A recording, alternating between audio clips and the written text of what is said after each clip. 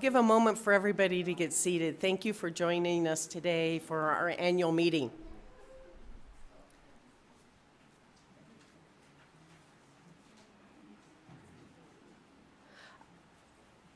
I call to order the annual meeting, the 43rd annual meeting of the United Church of Santa Fe.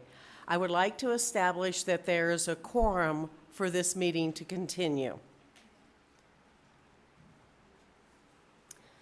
Talitha, would you like to call us in prayer? Sure. Thank you. Thank you all for being here.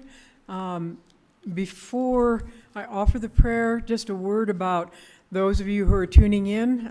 It's basically the same routine as a Sunday morning. If you have questions that arise in the course of the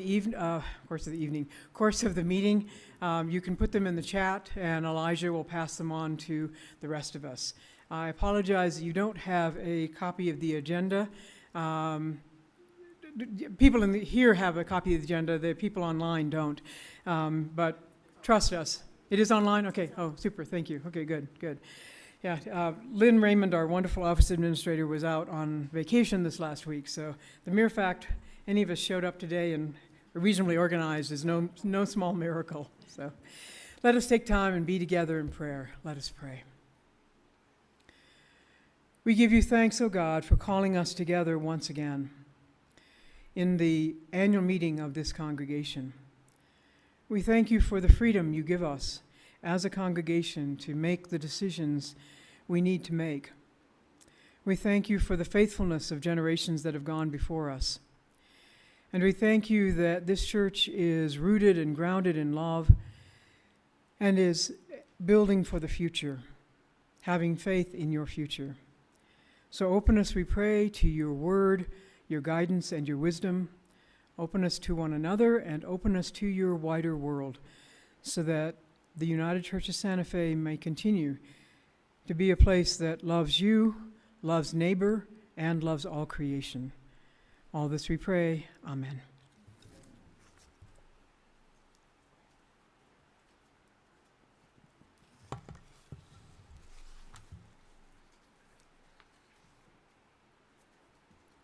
I would like a motion to receive the annual report from one of the council members. There we go. Thank you so much. We will now get a didactic version of that report, a review from each of the council members, and I'll begin. These past 3 years have shown the hard work, determination, and resiliency of the staff, council, volunteers, members, and Friends of United. Without all this hard work and dedication, United might not have survived the pandemic. As the council members present their reports, you will hear that we are a strong and resilient church, the epitome of a desert church adaptable to these desert times. Sam, would you like to start?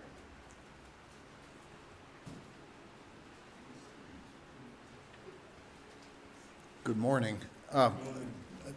I speak as your treasurer, but also I speak on behalf of Sarah Sawtell, the Stewardship and Finance Chair, who's not able to be here today.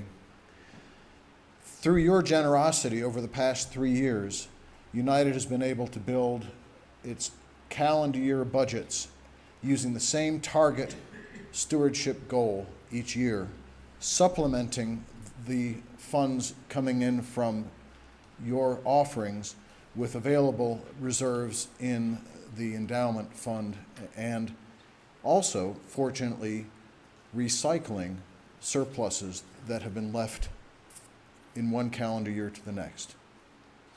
My sentence. Thank you. That is a blessing. We are a very blessed church. Bruce, do you want to give a few words, or are you? He's the secretary extraordinaire. Well, I've never spoken before a congregational meeting as I recall, because I'm the secretary, and that's not my job. My job is to listen, not to speak. not entirely true, though being on council, there are opportunities to give input as well, and I've been grateful for that opportunity. It's a wonderful job. I recommend it. And I'm going more than one sentence because through it, you get to listen closely and appreciate the care, thoughtfulness, the intelligence that goes into the considerations before council for the benefit of this whole community. And it's a community that we feel a part of, and we feel your support, and hope that you feel our support. That is well said. Thank you, Bruce. Larry, would you like to give the report? Oh, there you are. It's like I was looking for you over there. Yeah, you moved. No, I did. Good morning, or is it afternoon? No, good morning. In a deeply changing world, adult faith formation is a way by which we connect Christian faith to what's going on in our lives, and especially with an eye to the pressing issues of the day. That's the end of my sentence. So, well, no, semicolon. If you want to see how we've done that this past year, look at page 15 in the annual report. Thank you, Larry. Diane, would you like to give the discipleship development report, please?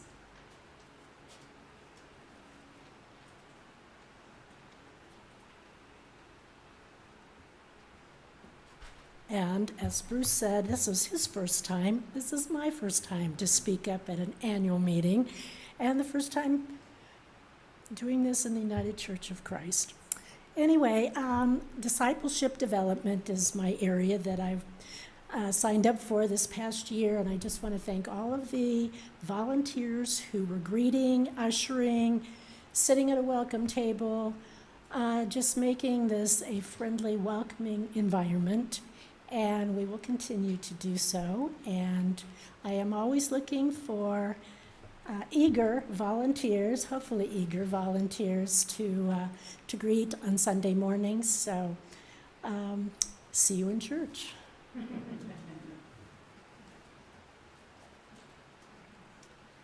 Marilyn, would you like to give the outreach report?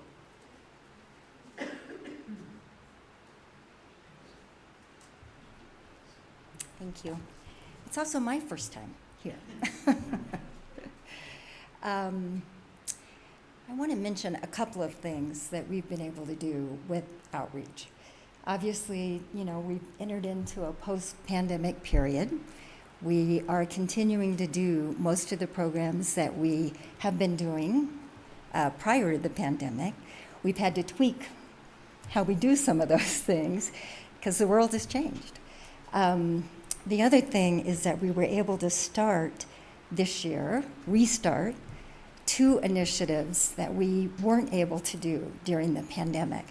One was our Advocacy Day, where we would meet at the state capitol and we would advocate for bills to end homelessness, gun violence, strengthen the programs that we need to support the environment, and also human rights. The other thing that we were able to do, which was a lot of fun, was participate in the Pride Day parade. Some of you here were there on that day.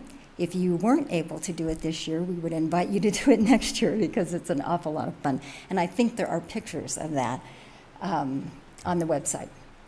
I'd like to close by just saying that most of the members of the outreach team are here today, Avril, and I'd like them just to stand in case some of you don't know who they are, but Avril, would you stand? Avril is also the lead of the Immigration Task Force. Pat Roach, Pat Roach does all of the coordination around the shelter mills, which we have continued to do. And then Bruce and Shar Siebel in the back. And they have just, all of the people on our team have just stepped up in leadership roles, have done a wonderful job, and I so appreciate them, so thank you. Thanks. Thank you, Marilyn. I believe Sam did the stewardship finance, so we'll have Talitha do the children and youth for Karen.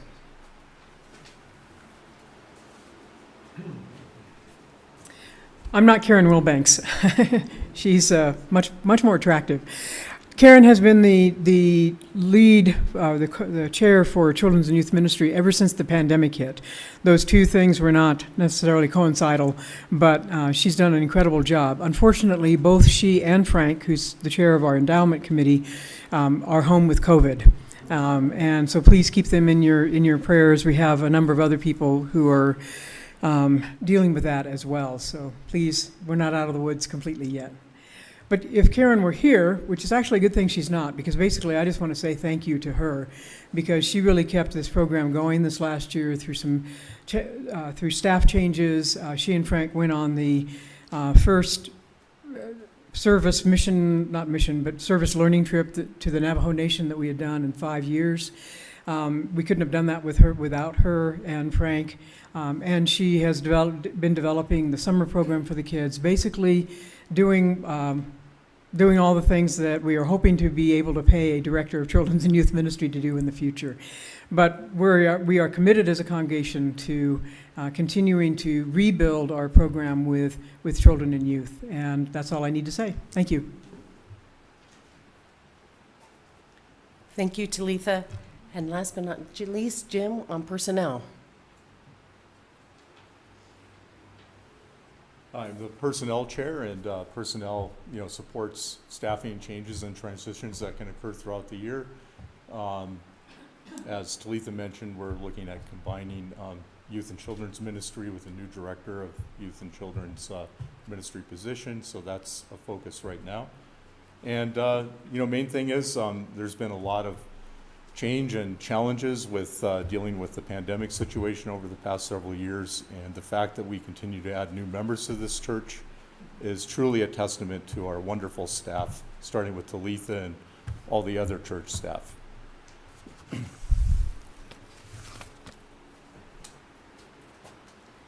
Thank you, Jim. It is available online for those that are online or those of us that don't like paper, but the full report is available to everybody.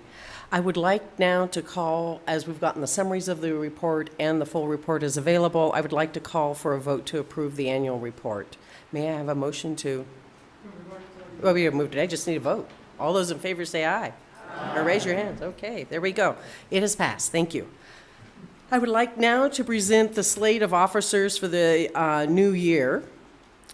And we will then request a motion and vote on those officers. For moderator, Sarah Sawtelle. I'll be moderator emeritus, and treasurer, Sam Elkind. Ministry team chairs, Larry Maltigan. Property maintenance, Bob Angeles.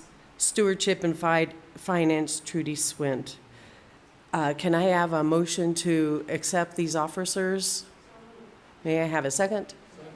All those in favor say aye. Aye. Thank you. Can you also have me stand up? Yeah, the council members, please stand. Council-elect, please stand, or the new council. Thank you. And any of those looking, we are still looking for some positions in work, moderator-elect, secretary, and faith formation and parish lives. It's a real important for people, if you're interested, to contact Talitha and discuss those things. We will now move on to new business. And Bob Angeles, would you come forward, please? It's It's unfortunate Frank Wilbanks, the chair of the Founded in Love Building in Faith Endowment Initiative Committee, is unable to be here today. He really deserves our thanks for starting this committee and really getting us off to a great start. Briefly, the Founded in Love Building and Faith Endowment Initiative was started last February when the Church Council voted to bring in consultants Alexander and Company.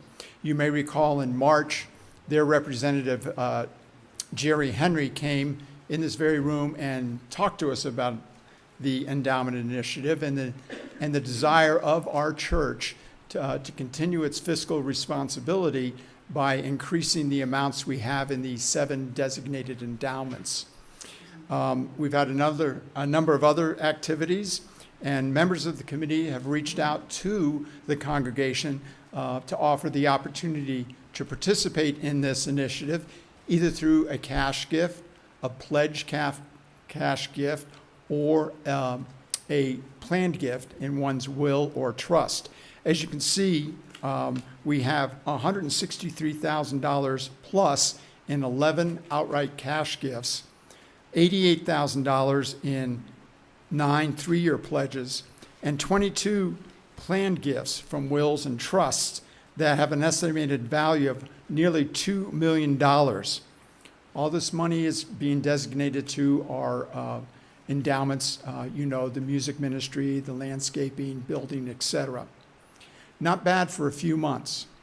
The fact that this is an initiative and not a campaign means it goes for a much longer period of time. That's because a planned gift or a pledge gift takes some thinking, takes some strategy, even takes a lot of praying. So this will continue through 2025. If you have questions, need more information, contact Frank. I'm a member of the committee, Carolyn Burnett, Sam, and some others. I can't recall off the top of my head. Okay, thanks, Ed. Are available to answer any questions. Thank you, and thanks so much to the people who have already participated. Thank you, Bob. We'd like now to move to the Whole Earth Covenant. Larry will give a summary of that, and then we'll have a motion. Thank you. You should have in hand the Whole Earth Covenant, the proposed covenant, the one to be voted on today. And then you should also have in hand a page which has a couple of the programs that we presently have. Emissions offset calculator. Well, that's the one, but there are others. What I'm going to do is, in as brief a way as possible, simply say what the differences are. Because we have a Whole Earth Covenant now that was passed in 2009. But a lot has happened to the planet since 2009. So that's why we felt it was necessary to review our commitments and restate them in light of what has happened and in light of what we think our commitments should be. So if you have the Whole Earth Covenant text in front of you, please follow along, and I will interject the differences of this one from the present Whole Earth Covenant, which you don't have and don't need. We're only voting the text of this. Well, for one thing, we reduced it from 2 pages to 1. And the goal was a paragraph. We never got there, but we did pretty well. It starts with the covenant, the founding covenant of the church, which includes we endeavor to live in harmony with all creation as stewards of the earth. That's been this congregation's commitment from its birthday. And then the next paragraphs are very close to what is presently the case. We live and move and have our being in God, creator of earth and cosmos. What's added there is cosmos. Because as science is so clear now about it, we're all stardust. None of the natural elements on the earth came from anywhere except exploded stars. That's gravity assembled. And so the calcium in your bones and the iron in your blood is from that origin of stars that have vetted your life. Now, we showed up late We're only 7/100ths of the timeline of the Earth itself, but that we belong, and all belongs to the journey of the universe and the God of the cosmos, or the God of the universe. So that's the addition, and cosmos. Earth is not all that the universe is about, nor are we. God's creation is seamless, dynamic, and ongoing. It births and sustains all life together.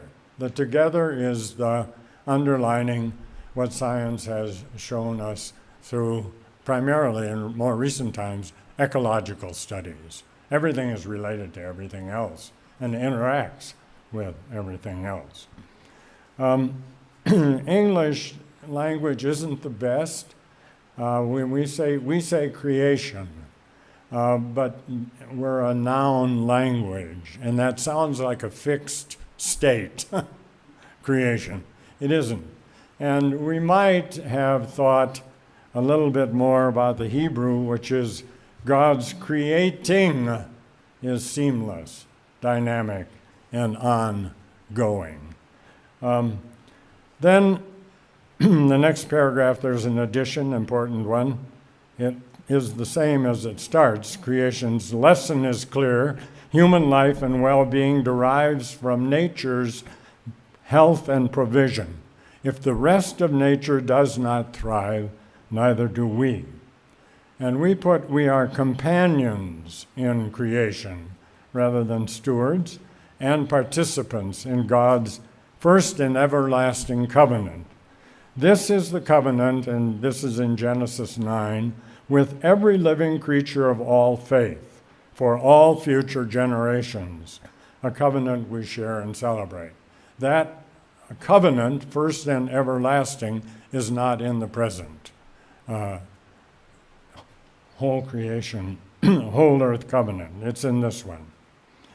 The next part is, and I'll try to be quick about this, yet now we humans are altering the conditions for life as we know it and cherish it. With global warming and climate system change, we render the future of Earth's life uncertain. Christian faith, itself forged in turbulent times amidst uncertainty and danger, calls us as followers of Jesus Christ to new dimensions of earth-honoring discipleship. We put in the word discipleship, and it's meant to be a strong word. A discipleship of humility, awe, and compassion for the full community of life. That's what the everlasting covenant entails. To that end, we commit ourselves to the following: as a congregation, to develop through worship education and our interpretation of Christian traditions a spirituality that reflects our home in the desert and our responsibility to learn from the desert, its people, and their heritage, and to protect its delicate ecosystems. We've had the commitment to be a desert people all the time. This lists a bit of the dimensions of that. To live out our daily institutional practices that sustain and restore resources as we work with the wider community to promote peace and justice to creation, as well as in creation. And in our thinking about what that means, we want to underscore that we have a lot of relationships with other organizations in the community, like Santa Fe Watershed. Our money from the carbon offset program goes to TREE New Mexico that plants trees around the state, and we'll be invited to join them when there's a planting in a park in Agua Fria in September. So the point is we join with others to promote peace and justice to creation as well as in creation. And then as individuals, to deepen our awareness of the sacredness of all creation and of God's call to live in harmony with the natural world of which we are a part and practice it daily. That's going to be harder and harder as climate system change impacts nature. And since we're the single most important driving force responsible for those changes. It's up to us to find a way to change our lives so as to be in harmony with the course that the natural world is taking. To find ways continually to reduce our carbon footprint, help others to do so as well. That's specific about carbon footprint in a way that the present Whole Earth Covenant does not lay out. Now, like I said, you have an example of the program, the carbon offset program, as one of those, but we have to look for more ways, and we're talking about having a couple bulletin boards. What are people doing? What ideas do they have that we all should be considering doing? And to recognize as desert dwellers that we have a special responsibility to use wisely the water that is indispensable to life. So those are the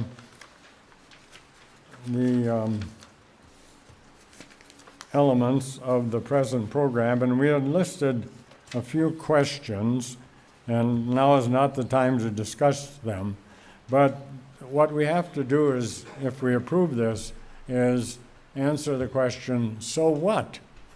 What's next? What do we do in keeping with the commitments we make? And we listed a couple in the back here. What does this covenant mean to each of us individually, especially in this hotter, drier time? Maybe it's meatless Mondays. The difference between a meat-based diet and a plant-based diet in terms of carbon emissions is that a meat-based diet is about 75% more in terms of carbon emissions than a plant-based diet. It's an amazing difference, but food production is a big source of our carbon emissions, and it's a place we can make a big impact by changing diets, for some of us at least. Walk, bike, or carpool. Commit to record mileage, AirTrain card, join in the program we've already got, a carbon offset program, and there's a simple calculator for that.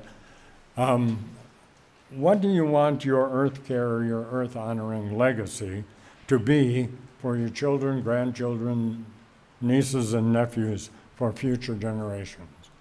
If we would start listing what we're planning to do or are doing, get those personal commitments out there and share them with one another, that would be a good way to live in keeping with what, as a congregation, I hope you'll vote for as the new version of the Whole Earth Covenant. Okay, that's plenty. Thank you, Larry. Do I have a motion to accept the revisions to the Whole Earth Covenant? A second? Did you catch that, Bruce? Can I have a first raise their hand again? And a second? Over there. Catch them. All those in favor, raise your hand, say aye. There, aye. There we go. Thank you very much. The motion has passed. Is there any other business for the good of the congregation that we need to discuss today? Thank you. Talitha? Thank you.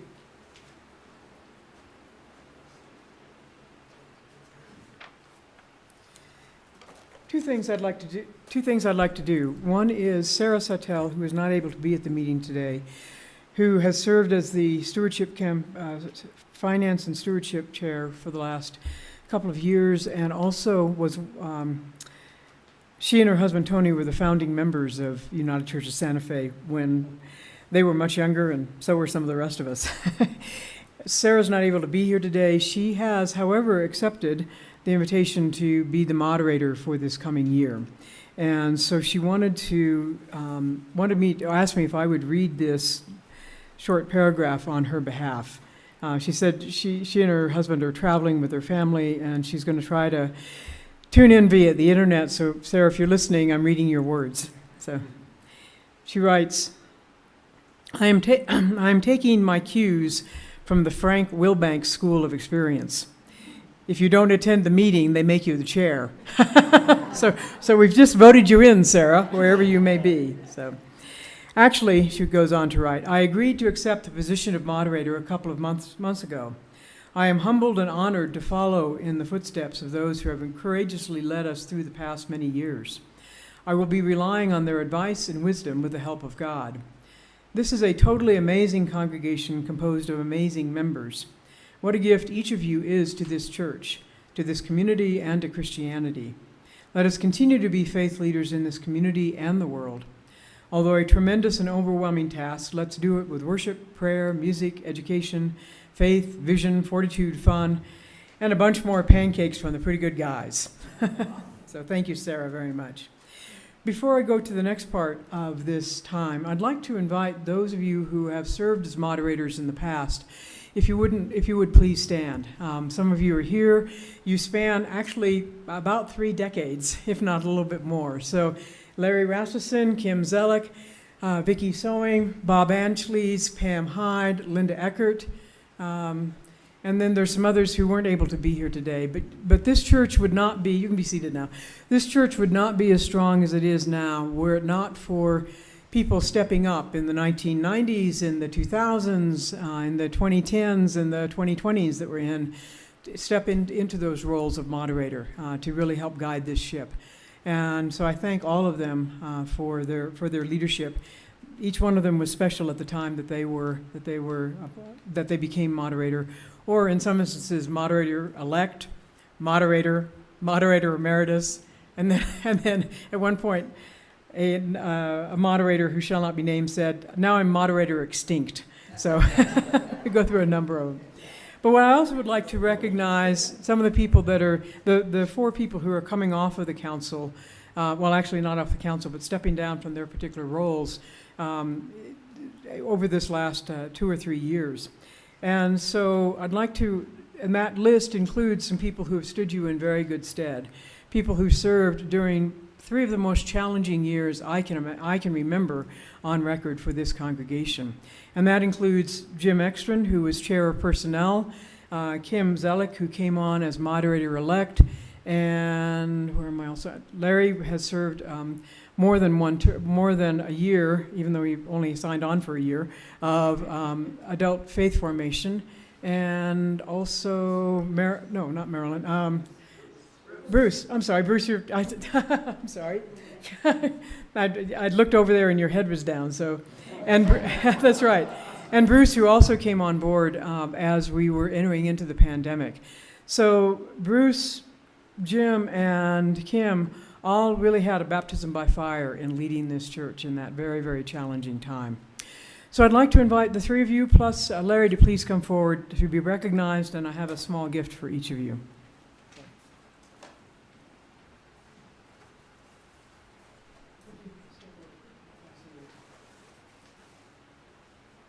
And please pardon the fact that they're not wrapped up. The mere fact they got bought is amazing. Yeah, that's right, I'm saving paper. So Larry, you who have been not only chair of adult faith formation, but that infamous moderator-elect, moderator emeritus, moderator extinct. We're very glad you're not extinct, and that you served as chair of faith formation over this last stretch of time. Bruce, your service as secretary has been amazing. You've kept us on board. You added your own wisdom, even as you wrote down sometimes the wisdom and sometimes I just elaborating of the rest of the group. But we have a wonderful record of what we've been doing and some very, very difficult decisions over the last 3 years. And so we thank you very, very much. And Jim, you also came on board at a very challenging time for staffing and everything else. And you've done it with grace and humor and helped guide that ship. And we're very grateful. Thank you. And finally, Kim, I think all the moderators who are here today will talk about the various challenges they faced at different times in the life of the church. But you faced equal ones as well. And so this is from the church on behalf. It's a sign of the cross, but it's also a sign of resurrection. And that this church went down just like many churches, had some real ups and downs for those first couple of years of the pandemic, and you both, in the various roles you were in, helped get us back on board. So thank you so much. So let's give all these people a round.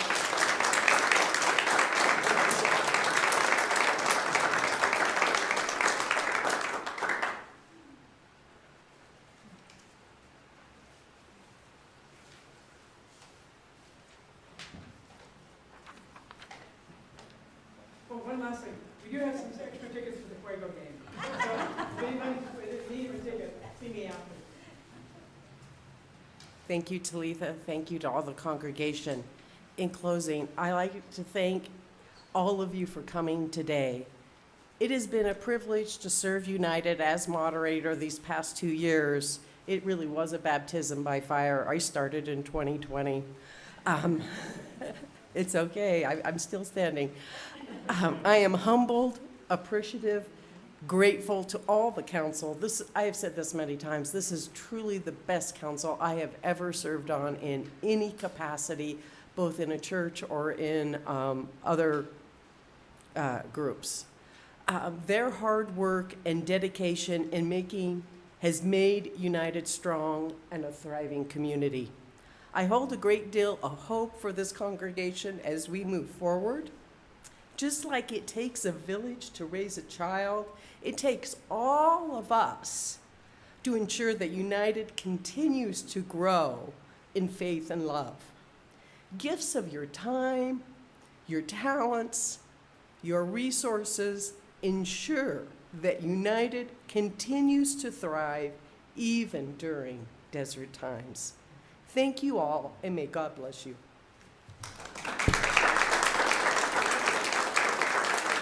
I just think I'm done. This is, as my last action as moderator, I would like to call this meeting to a close. Do I have a motion? Somebody raise their hand for Bruce.